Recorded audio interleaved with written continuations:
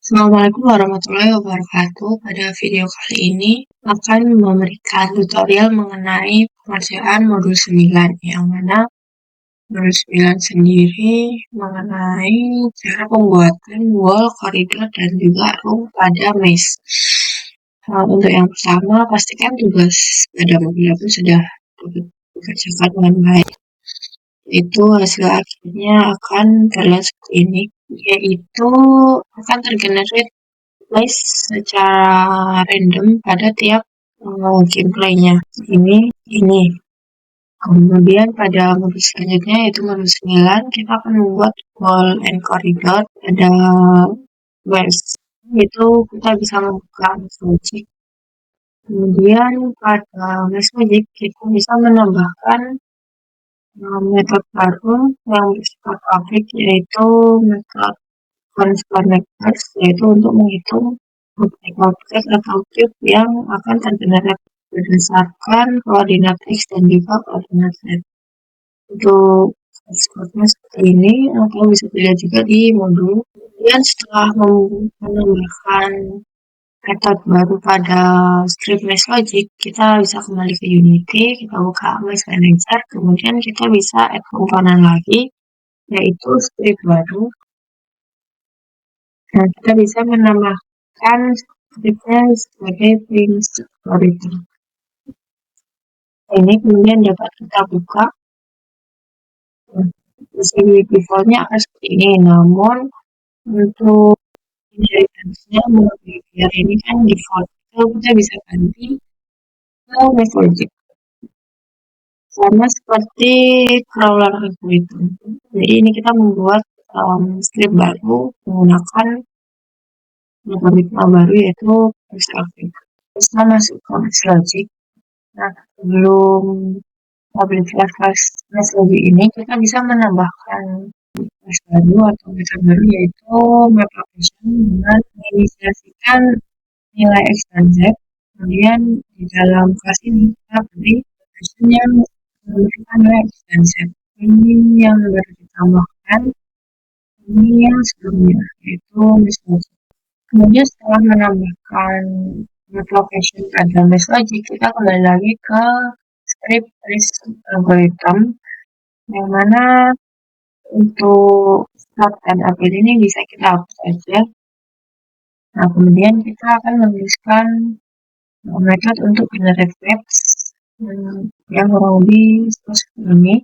Hasil dari generate maps baru ini pada list algorithm itu adalah memberikan video baru dengan list algorithm.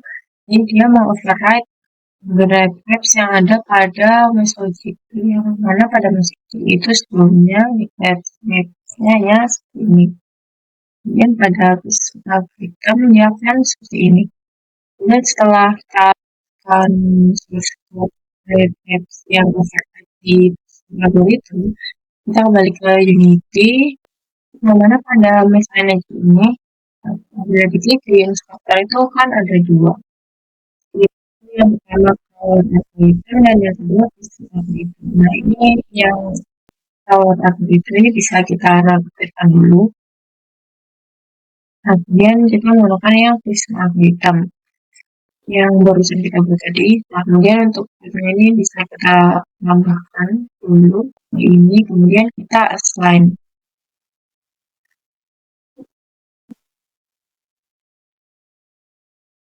Kemudian bisa kita coba play. Nah, maka Mesh baru ini akan memiliki border atau ujung meshnya. Kemudian dia akan membuat wall seperti ini, karena kemudian dari wall tersebut akan menghasilkan koridor. Kemudian kita bisa membuka scene gameplay. Kita klik scene-nya, kemudian di drag ke hierarki ini, kemudian dia akan kelihatan di sini. Gitu. Nah, kemudian selanjutnya itu kita perlu mengimport beberapa item atau objek yang ada di scene gameplay ke scene mesh. Caranya itu bisa langsung jeblak aja. Yang pertama kita perlu kamera atau main kamera, kemudian player, TPS kamera, M kamera, dan juga kanvas.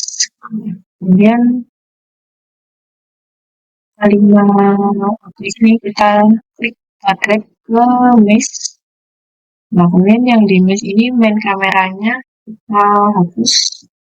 Kemudian yang scene gameplay ini kita klik sini, kita remove scene. Nah, biar yang di gameplay itu tetap seperti yang awal itu kita klik don't save. Jadi nggak save kalau kita pindah, kita ubah si player, kamera, dan lain-lainnya itu. Jadi untuk di scene gameplay ini dia bakal tetap yang sebelumnya. Jadi klik don't save. Dan itu untuk kita sesuaikan ukurannya karena ini plane-nya agak di sini, sedangkan layarnya di sini terlihat jauh. Nah, kalau seperti ini, kemudian bisa kita coba bentuk plane dan kita lihat skala objek seperti apa. Nah, seperti ini. Nah, ini kan layarnya terlihat seperti raksasa ya, kalau di sini. Karena kita belum menyesuaikan scale-nya dan scale dari keseluruhan objeknya. Nah, untuk itu bisa kita stop dulu. Nah, itu kita bisa masuk ke Mesh Logic.